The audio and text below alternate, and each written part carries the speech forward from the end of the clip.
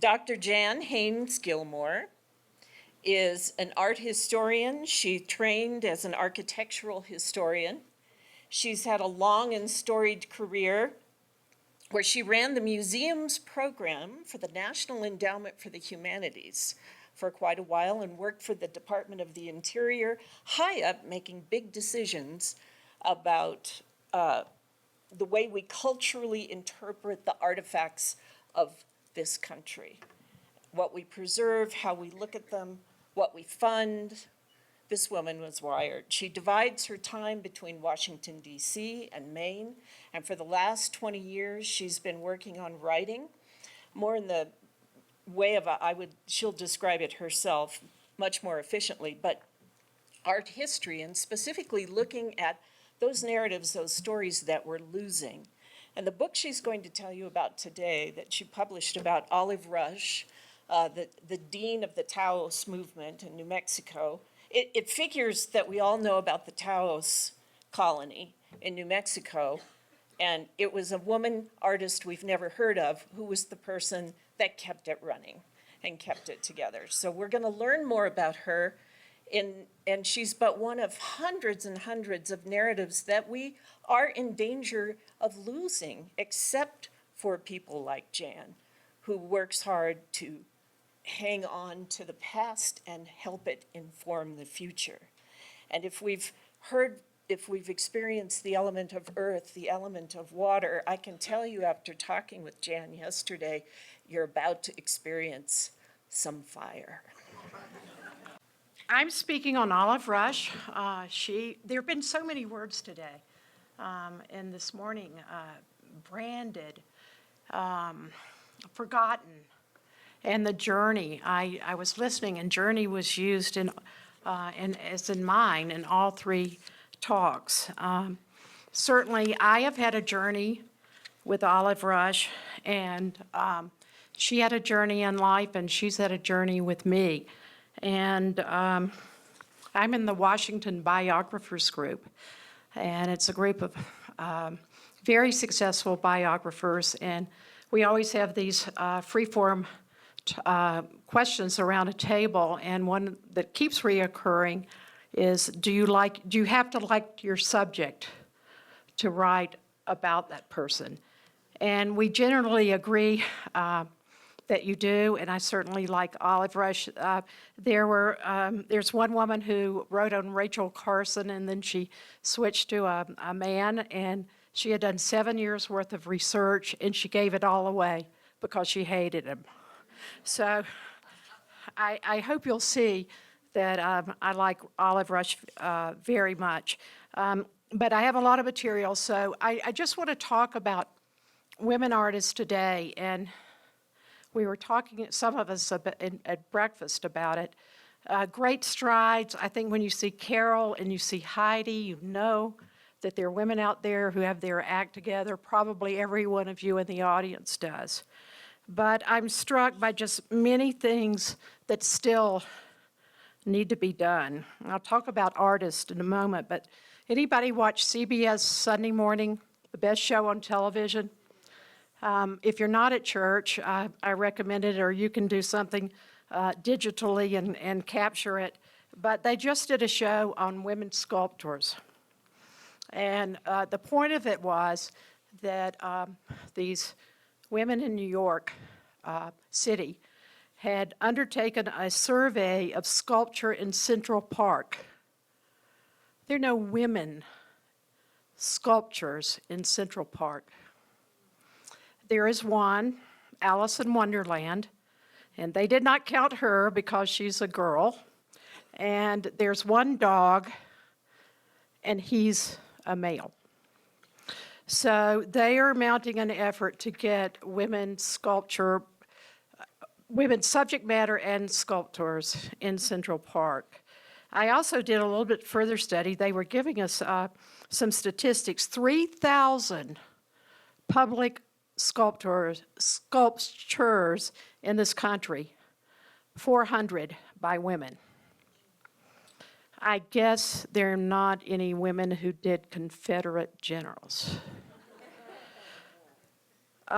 We all know the story, perhaps, of 1921 after the right to vote. Great ensemble of suffragettes were in sculpture were given to Congress, and that sculpture went immediately into the basement in storage. And it was only brought out, there are a bunch of really fine women in Washington that have brought it back, and it's now on view in the Capitol building, but it wasn't brought back until 1997.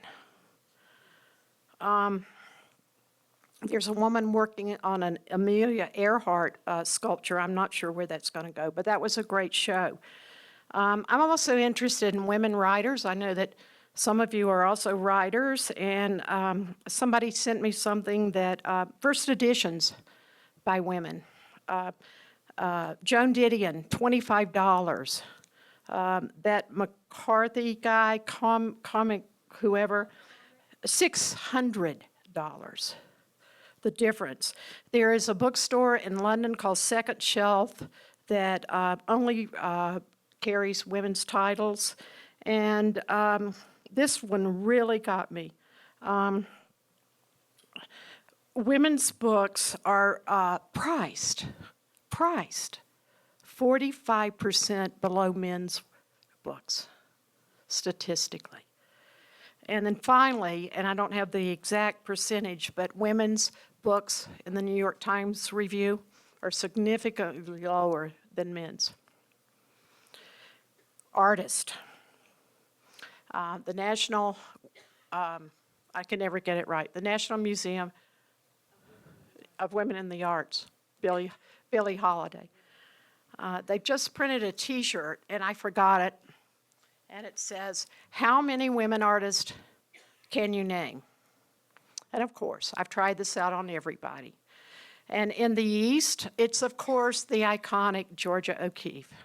And then they come around to Mary Cassatt. But I found out here with the people I've tried it out, Frida Kahlo is second. But really, from Maine to wherever, generally even educated, people can only come up with two names. So I want you to think about that. There's so many forgotten stories like Kathy mentioned, and they're being thrown out in dipsty dumpsters by third generations. And they're just incredible stories. A woman, has anybody heard of Edith Lake Wilkinson? Well, she studied well in New York, in Provincetown at the turn of the 20th century, and she died, and she had a crooked lawyer, and he put her in a mental institution so he could sell her paintings. And she resided there until she died in 1959. And a great niece has done a documentary on it, and I would encourage you. It's really, really good. And then I was reading about Ida O'Keefe, who said about her sister, I could have been as successful if I had had Stieglitz. And another woman is capturing, I think it's about 70 of her paintings, and there's going to be a major show on Ida O'Keefe. I like to stir things up, and related to Olive Rush, we could finish this really early because I will give you my conclusions before my presentation. Olive Rush, born in 1873, dying in 1966 in Santa Fe, New Mexico, is that word we've used today, largely forgotten. There are many reasons. Largely, I think it was because she had no progeny. She was a single woman all of her life, and many scholars for years ignored her. And for all of you, you're going to hear pretty negative things I have to say about Georgia O'Keeffe. And the situation is that Olive was a half generation older than O'Keeffe, and O'Keeffe, in my world of research and scholarship, sucks the air out of every room. Also, Olive branded herself. So here we have Carol today talking about branded. And of course, in Olive's time, when this came about in the teens of the 20th century, she allowed herself to be photographed in her grandmother's Quaker garb. And so it was retiring. I'll show you a photo of it. And it was her only love interest, a romantic interest, and he was a social photographer, Julian Dimmick. And she had to use that photograph because she was poor up until the early 40s.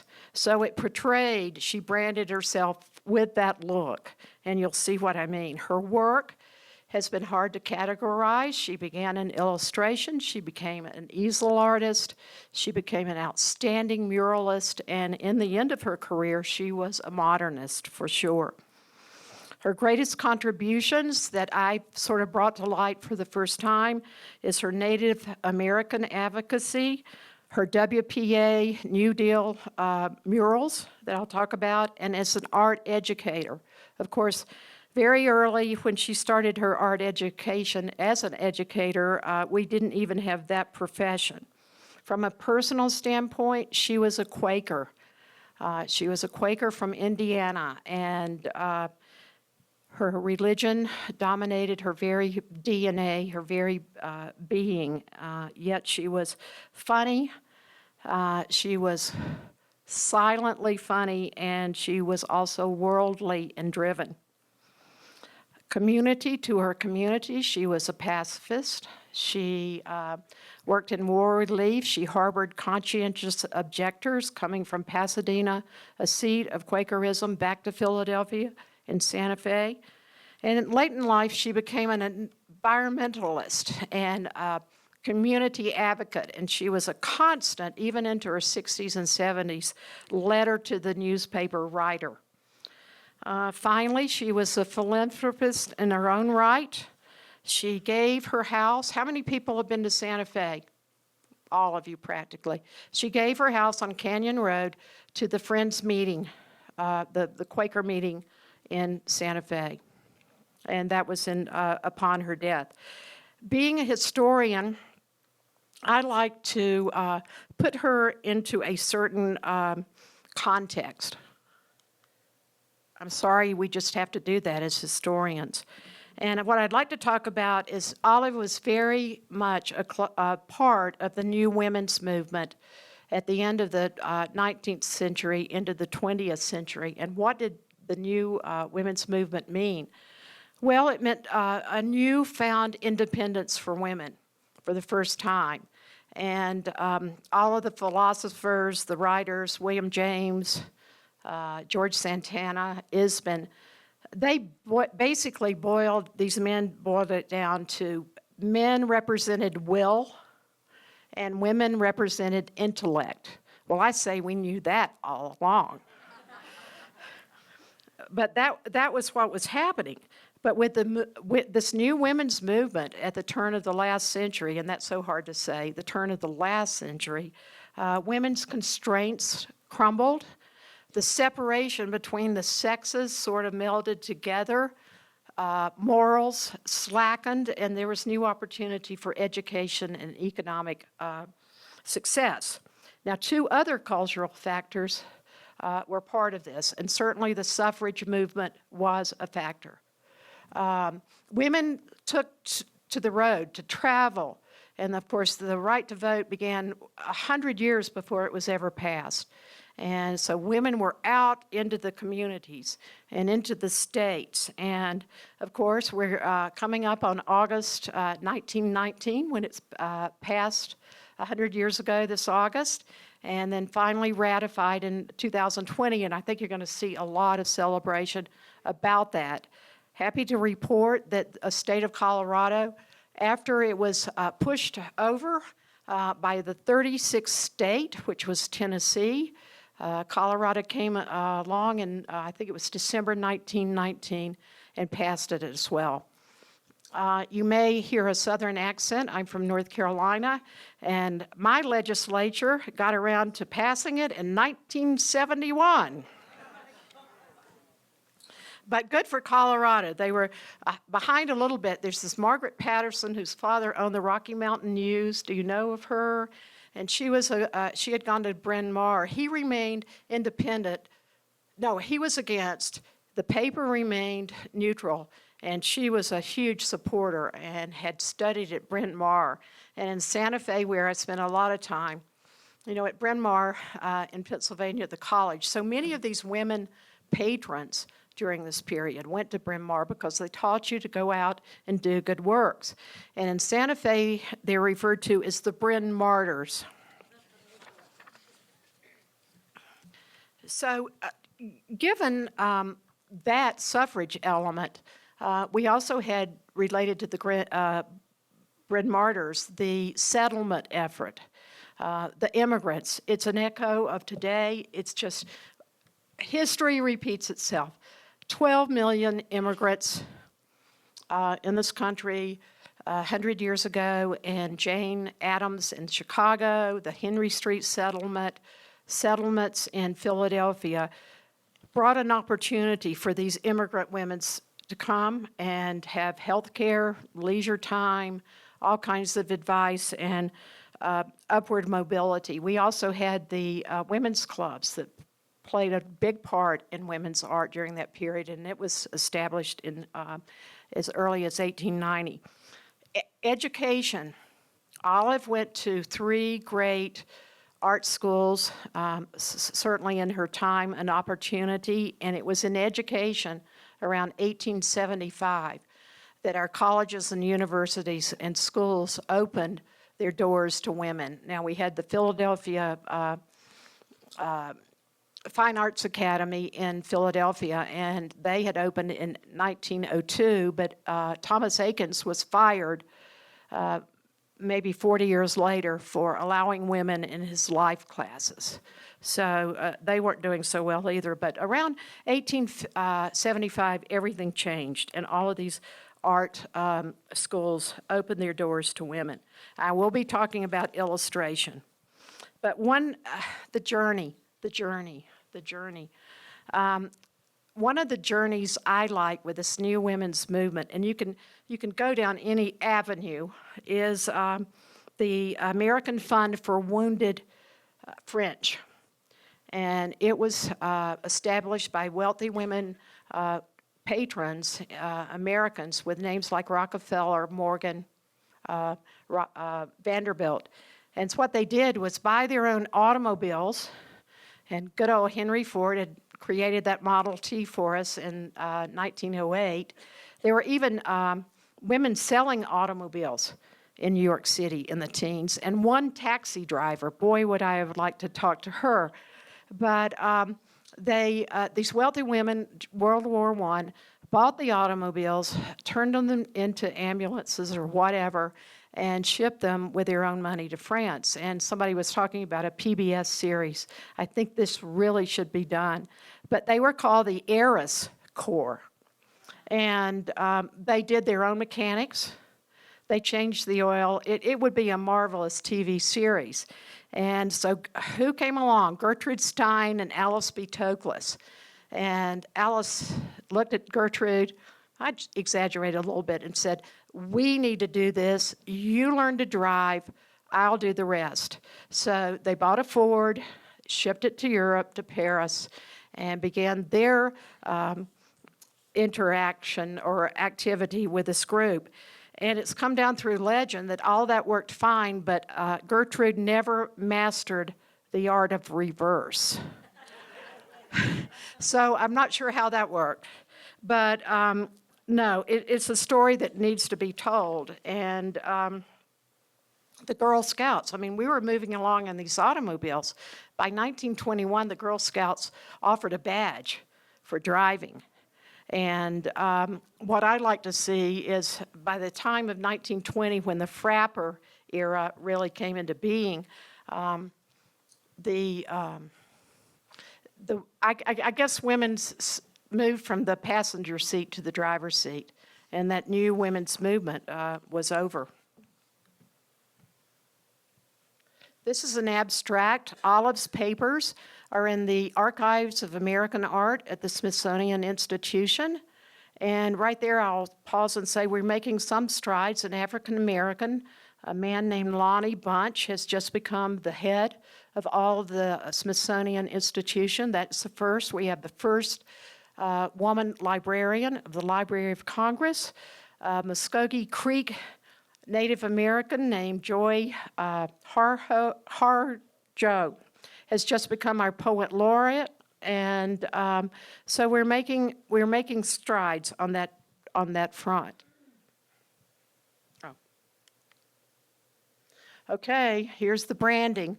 This is Olive in her maternal grandmother's garb around 1918, and honest to goodness, she used this photograph, as I said, for 2 or 3 decades because she had no other formal photograph. And of course, we'll never know if it was meant, seriously or whatever, but this was the photograph she used, and it was used in newspapers around the country for many, many years in her criticisms and announcements of exhibitions. Olive Rush, born. Are any of you Quakers? Well, I thought it was going to be easy working with Quakers. They rule by consensus, and so decisions are never made. And I thought it was going to be a gentle relationship, and it has to a certain point. But anyway, Olive was one of 7 children. Her family, the Rush family, had come down so typically through the Brace into the United States, down the Brace of the Appalachian Mountains into North Carolina, central North Carolina, with names like Azell, Iredell, and Nixon. And Azell left before the Civil War and migrated to Indiana, where all of the family moved because he was an anti-slavery. He actually owned slaves, but he gave them up and moved to Indiana. Olive was the first one to go to secondary school. This is a photograph of Olive and her brother Calvin. He became an ophthalmologist, a rather renowned one. All of her siblings did succeed. And this is at the Fairmont Academy. Her father, Nixon, was unusual. He was more a sectarian than a Quaker preacher. He loved history and he loved travel. And so he gave a part of his property for this Fairmont Academy in Fairmont, Indiana. And this is a picture of Olive and her younger brother, Calvin. She went to Earlham College as the first family member. Earlham is one of the top 3 Quaker schools left in this country, or in this country. Haverford, Guilford, and Earlham. It's in Richmond, Indiana. It was established in 1847. She went and as a late teenager and stayed 1 year, and she had a remarkable luck in that a professor named John Elwood Bundy taught her art, and he made 2 important impressions on her. He was only a watercolorist, as Olive remained all of her life, mostly, and he encouraged her to always have an active exhibition program, annual exhibitions around the United States. This is her second education venue. This is the Corcoran Museum School with the Corcoran Museum in Washington. It was established in 1878, and as you know, it's sort of a sad case that we no longer have the Corcoran Museum that had a stellar collection of American art. It has been dispersed among many other excellent museums, both in Washington and across the country. But Olive is in this group, and her talent was exhibited very early. She won second prize, bronze, the first year that she showed in the Washington Painters exhibition. And the first prize was won by Catherine Critcher, who was the only woman in the Taos Society of Art group. So I was noticing a photograph. Olive was never a part of the Tau Society. She was generally always associated with Santa Fe, but Catherine Critcher had all of these iconic men, and they invited her to appear, but she was never available for a photograph. So I even noticed today in an ad for the Taos, the Klaus House in Taos, Klaus House in Taos, that they had pasted in Catherine Critcher's portrait with the men. It's still happening. So she was at the Corcoran, and again, her talent was quickly recognized, and she was told, if you're going to be a serious artist, you get yourself to only one place, and that it's New York. So very soon, she was studying at the Art Students League in New York, the creme de la creme of art schools at that time, still going today. And there she excelled, but she had realized that her parents had supported this education, and she started seeking means to repay them, and it was a ready answer. She began illustration work, commercial work that she always eschewed later in life, but it provided her a means to continue to study in New York, and she had all of the printed media there at her doorway. Between 1890 and World War I, this is hard for me to even believe, 1,100 print media magazines existed in this country, and 88% of the subscribers were women. And they were like Women's Home Companion, Leslie, Scribner's, and so on and so forth. So she was doing very well in New York. She tired eventually of New York and came down to Philadelphia, stayed with her Calvin, he was in medical school, and then she found her way to Wilmington, Delaware, to the school of Howard Pyle, who taught just about every iconic male and female illustrator around the turn of the 19th century. He taught at Drexel. He was the guru, and he accepted Olive into his program, but he actually only taught the men, and he would allow his women students to attend his night critiques. He said that marriage interfered with women's careers. This has been recently mislabeled photograph. I'm so disappointed in a catalog that has been attached to a major exhibition of one of Olive's best friends in Columbus, Ohio, Alice Shelley. And the catalog says this is a photograph of Olive in New York City. It is not. It's a photograph of Olive in Wilmington, Delaware, around 1905. And this is in her studio, an old Victorian house where all the women students of Howard Pyle had their studios. It's a wonderful story, and I have written a book on other members of, women members of Howard Pyle's group.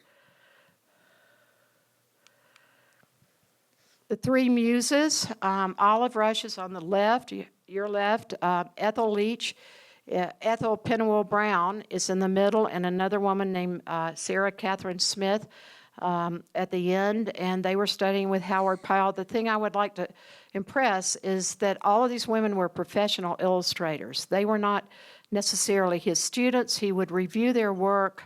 They would come up with ideas, and they would take it to art editors in New York for these magazines. Sarah Catherine Smith went on to teach at Gulf Park College in Gulf Park, Mississippi, and later Wheaton College. And Ethel Brown, in the middle, is the one through whom I found all of these Olive Rush materials. And this book on Olive Rush is written, basically structured on over 200 items of correspondence between Olive and Ethel in the middle. And they were lifelong friends in correspondence, almost like sisters.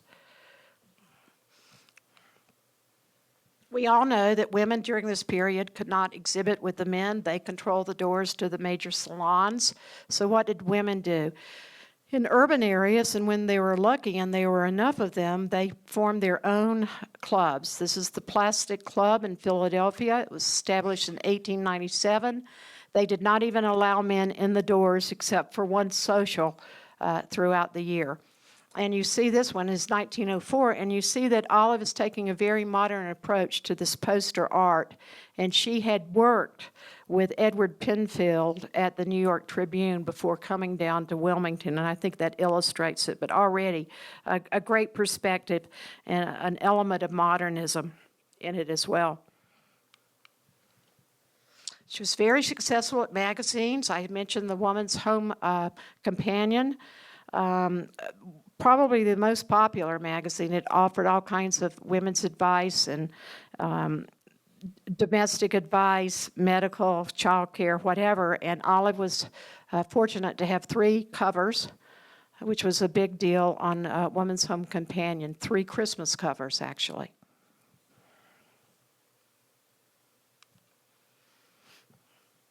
Everybody has to go to Paris, even Carol Carter. So, serious artists, you want to keep your voyage to serious art, you have to go to Paris. And Olive went twice. She went in 1911 with Alice Shilley that I've already mentioned, this current exhibition. And then in 1913, she went with Ethel Brown, Alice Shilley again. They studied in Paris, went to all the important places. This is a major boarding house that was in Paris that still exists for small girls' schools, where the women who were studying Paris, they boarded and they networked throughout. Olive was also in Senlis. The S is pronounced. It's now really near de Gaulle Airport, and it was a Gothic village, and they loved sketching and lived in a convent. And it's remarkable to me that this is late 1913 and not one word in her letters mentions the pending war and German aircraft were flying over Senlis at that time. They were just intrepid. I mean, that's all I can say. And, art meant everything to them. But she had to come home because of monetary issues. And her father had been widowed, Nixon Rush, and so she used this opportunity working for American Magazine to take him to the Southwest, always an intrepid traveler. And this is San Xavier del Bac in Tucson, the dove of the desert.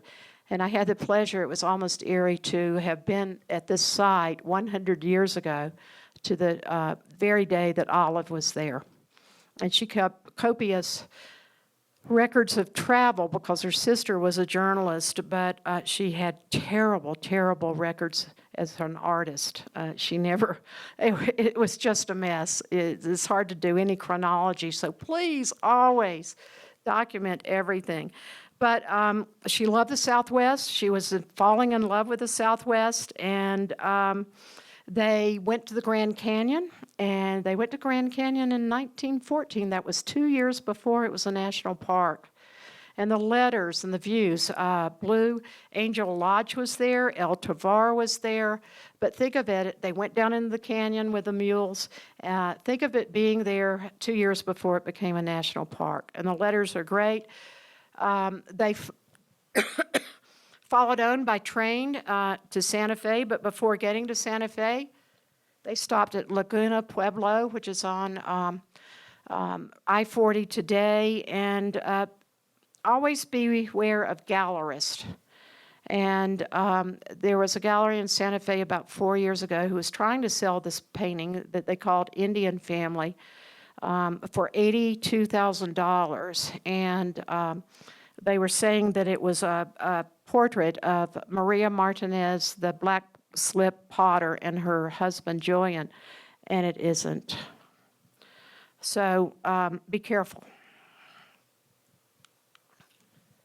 Again, she had to come back for money to New York, and she was by 16, 17, 18, doing her own children's stories and illustrating them. This was the Cherub series. She invented these delightful little figures, and they were appearing in Women's Home Companion. She was also rooming with a woman named Isabelle Lydia Whitney. Her family had invented the cotton gin, and they began to experiment with true fresco wall painting. And they got the old Renaissance handbooks and developed a theorem, a type of fresco that you could use in America. And I will talk about that in a minute. Isabelle, Lydia, Whitney is another woman who has just absolutely dropped off the page. Some of her stuff is at the Brooklyn Museum, where she eventually lived. She tried portraiture to make a living, and this is the Ball family. They started Ball State University in Muncie, Indiana, and yes, they are the Ball jar money that we all grew up with. And I think it's a very handsome portrait. It certainly recalls John Singer Sargent, but portraiture was just not her thing. I would have to say beyond this and a couple more, she wasn't good at it. And happy to say that the Ball Center at Muncie had this painting brought out and cleaned and represented as a result of my book. What famous somebody went to Ball State University? Okay, who said it? I'll give you $1. So many people don't know that. Oh, you're a Hoosier. Okay. So she had fallen in love with Santa Fe in 1914 after the Laguna portrait of the Indian children. They arrived in Santa Fe, and she was given the first solo woman show in the state of New Mexico in 1914. And the critic was a historian, and he gave her great reviews. He said that the Taos artist painted in Native Americans in a rugged way, but Olive's was the gentle side. And you will see this gentle term recurring with her criticisms and her shows and descriptions of her work. So on July 4th, 1920, should be some big celebration next year, she had saved up her money and she arrived in Santa Fe as the first independent woman to join the art colony. Other people had come earlier. They were married to the men, Gerald Cassidy, Ina Sizer Cassidy, and so on and so forth. But she was the first independent woman to arrive in Santa Fe. And what she did first was rent, and she had the good fortune to rent beside Gustav Bauman, who is perhaps the best color printmaker we've ever produced, and he's very popular in Santa Fe. Now, he was a funny guy, and he gave a talk at Olive's Retrospective in Santa Fe in 1957, and he said, well, she moved in. I could tell she was a Quaker when she got out of the taxi. She looked the part, and he said, my dog liked her, so I decided to. So they became instant and fast friends. And a few months later, she bought probably a 200-year-old farmhouse and garden, farmland behind it on Canyon Road. It's now 630 Canyon Road.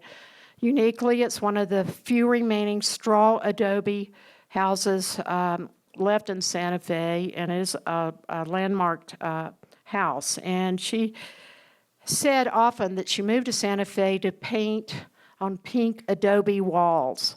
And I will talk, I mean, she was just so poetic and artistic with her words in every way. But she had actually found her home, and she became seamlessly, I guess it's because she was just so sweet and gentle, but seamlessly a part of the male-dominated art colony there. They loved her. They spiked her punch in her garden parties when she wasn't looking, and they had a great time with her, but she was much, much beloved. So what started happening? Joining the art colony immediately, 1921, 22, she began traveling to the Four Corners. I know it's a Western audience mostly here, and you know what I'm talking about, to the Pueblo, Indian Pueblos. And this is the Shalico dance of the Zuni, one of the first paintings she painted. The full painting, this is a sketch, is at the University of Nebraska, where she taught art for 1 year. But this is a house blessing. And just saying right away, if you don't know, artists had to paint, sketch, everything from memory because you could not take any sort of sketchbook, any painting material, any photograph to these Indian ceremonies way back then. And I have in her papers all kinds of sketches she would make on envelopes or whatever as soon as she left the presence, the sacred presence of the Indian Pueblo. This is an unusual subject. This is Girl on a Turquoise Horse, and it's really a montage of the Hopi land and their great mythological stories and tales about the turquoise horse in Native American lore. The interesting thing about this one is that I couldn't find it, and I had one image of this painting, and this is my journey, and Lou Hoover, Herbert Hoover's wife, had bought it in Santa Fe directly from Olive in her studio in around 1922, and I could never find where the Hoovers kept it, maybe in Washington, around Georgetown, or he had the first presidential retreat called Camp Rapidan over in the mountains, and they furnished it with Native American things. I think it might have hung there, and then, you know, he went back to Stanford, and they had no knowledge of it. So powers higher than me convinced the Hoover Library I had the image, but to allow me to publish it in the book. But it really is stunning and unusual. And then if you've been to Santa Fe, you know the Sacred Healing Church of Chimayo. Olive's friends and her with the Colonial Art Society in 1929. The Catholic Church was going to abandon it, saved it, and it really is a pilgrimage for almost every tourist, and certainly at Easter for the religious. And it's really a wonderful, wonderful place. It was about 25 miles out of Santa Fe, and they would take their cars, camp out, and paint Chimayo. It's a wonderfully descriptive letter in my book of Olive's description of going there. And then so much has been lost because she painted on walls.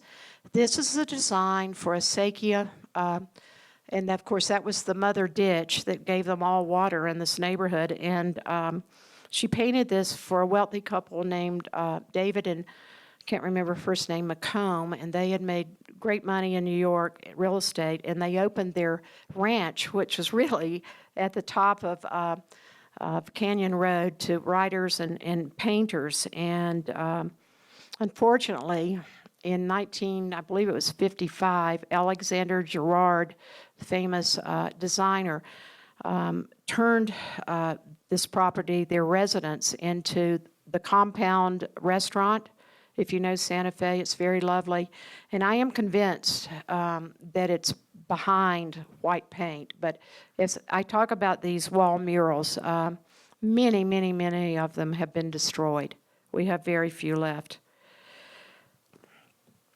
I was the first to really talk about Olive Rush's design, interior design. She briefly, between 5 years of 1925 and 1929-ish, went to Chicago and painted for the McCormicks of the Reaper, not the Spices, and the Chicago Tribune, and she was working with Mrs. Lucy Lynn. She was a McCormick who had an interior design business in Chicago, and she was painting many boudoirs with these wall paintings on Tempera at that time. And this is a sketch for Lucy Lynn's lounge, shall I say, in Lake Forest.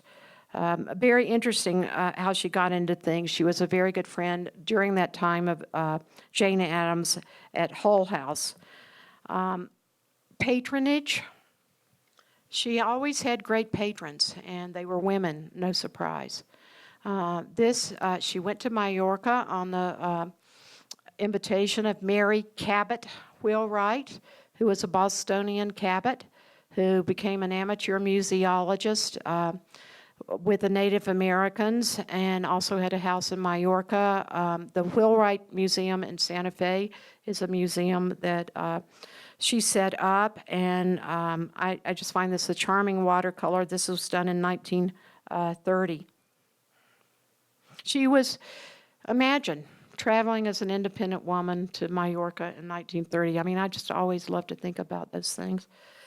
And then another fun part of the journey is in 1929, she was asked to paint the New Mexican room, let's just call it the Chamber of Commerce room of New Mexico in La Fonda Hotel that's on the plaza in Santa Fe. And it was the meeting place for every, politician or whatever in Santa Fe. And a shout out to Jenny Kimball, a woman who owns the La Fonda. We tried every way to say that a remnant of this wonderful mural existed, but in around the 50s, they literally demolished the wall, so there's nothing there.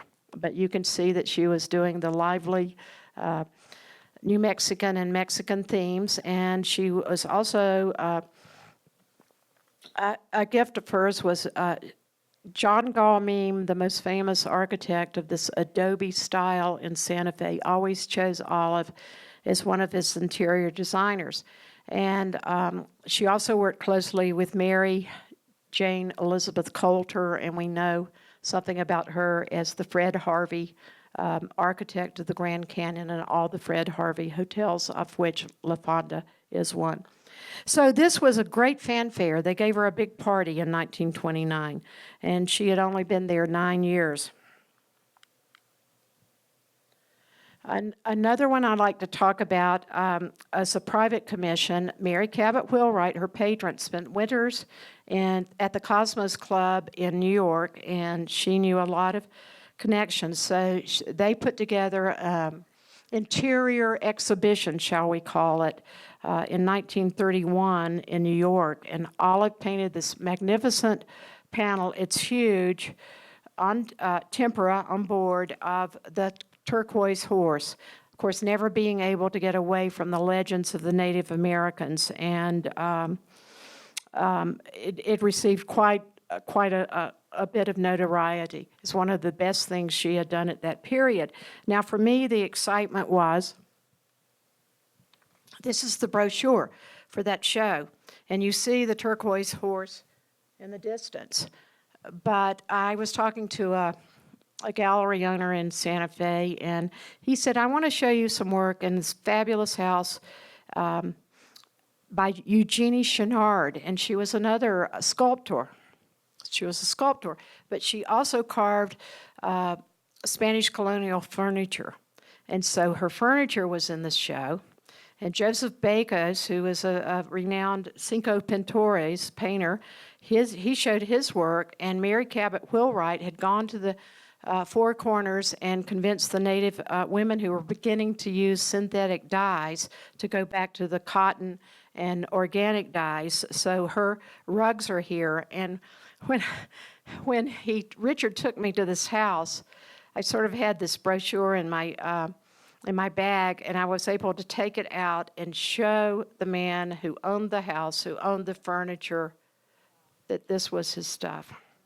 And Richard got mad because, of course, the value of that furniture went up 100 times. But that's the discovery and the link. I mean, we've talked about it all day. It's there, and if you can believe it, Olive's painting had only come around the corner and up 2 blocks to its current place from her house. But that's the fun part of this.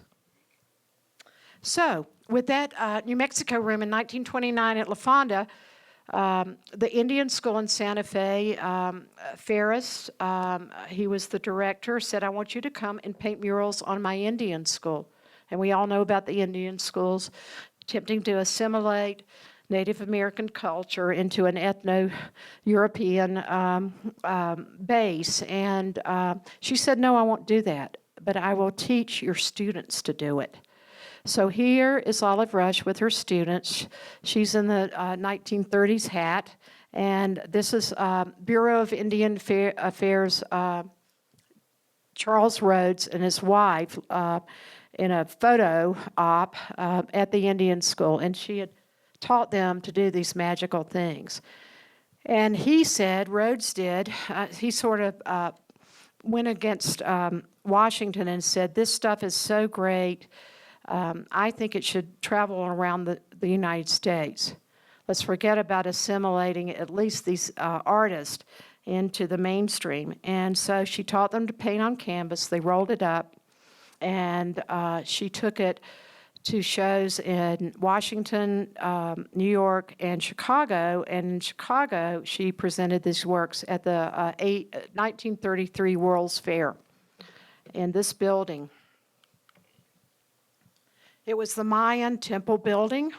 And again, if you go a little bit deeper, she had worked with the renowned anthropologist Fay Cooper Cole, who was at the University of Chicago. And they placed this Indian art in a social services part of the fair instead of true fine art. Very sad story here. All of their art was lost. It was lost. And Olive worked for 4 or 5 years to try to find it, but somebody at Marshall Field got involved, and it was never seen again. And of course, I'm going to tell you that these Indians that she mentored became very famous, and they wanted their work, but it was never found. I love this one. Another patron, Florence DeBelle Bartlett. She started the International Folk Art Museum in Santa Fe. She was an heiress to what became Ace Hardware. I've always been amazed that she founded International Folk Art, and her sister May founded the Heard Museum in Phoenix. That is a great story to be written about those two sisters. And she painted on the walls of Florence's patio, barbecue patio, and she had painted this scene genre before after a trip to Mexico, and Philip of the Phillips collection bought this directly from her in the early 30s, 1929 actually. Jan, we're at about 5 minutes. Okay, I'm going to go really fast. WPA Work, she's probably best known for that, and she started getting government commissions. This is the Santa Fe Library. You can still see it. They have unfortunately locked the doors to get into it easily. You have to ask to see it at the History Museum. Then she began to get commissions. This is in Las Cruces, New Mexico, at what was the Architecture and Mechanical School. This is her best. She even did ceiling work here. The artists in the WPA were told to do simplistic images of local economies and things that people would understand. And they're magnificent. If you're ever driving through Las Cruces, they've been restored. Get off and see them. She did the Pawhuska Osage Treaty post office mural in Pawhuska, Oklahoma. Osage Indians, if you saw that Meryl Streep movie of August in Osage County, that macabre thing, that's where this one is. And this last post office mural is in Florence, Colorado. And happy to say that on April the 10th of this year, the post office issued a forever stamp with this image on the forever stamp. The only woman on the stamp. Her last was the Mizell Trading Post in Albuquerque. By then, she was friends with all of these very successful Indian artists, and she hired them to help her paint these murals. They're still there. In the 40s, she became a protester of the wars again. This is called Mourning Women. Mourning, M-O-U-R-N-I-N-G. This is her receiving an honorary doctorate at Earlham in 1947 for her art education and presence in the larger art community. I say it's one of my favorite, Shower over Haynes. She had really become a modernist by just after the World War II. This is her in 1956. She's 83 years old, and I think the paintings on the easel really show her transition. This appeared in Desert magazine. And this is her self-portrait. And I think it really shows, her gentle side.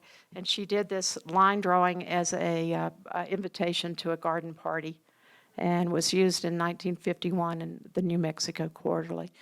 And I've spent my career doing Forgotten Women Artists, and this book won a major award in the Southwest, and it's just been a pleasure. And yes, I like olive rush very much.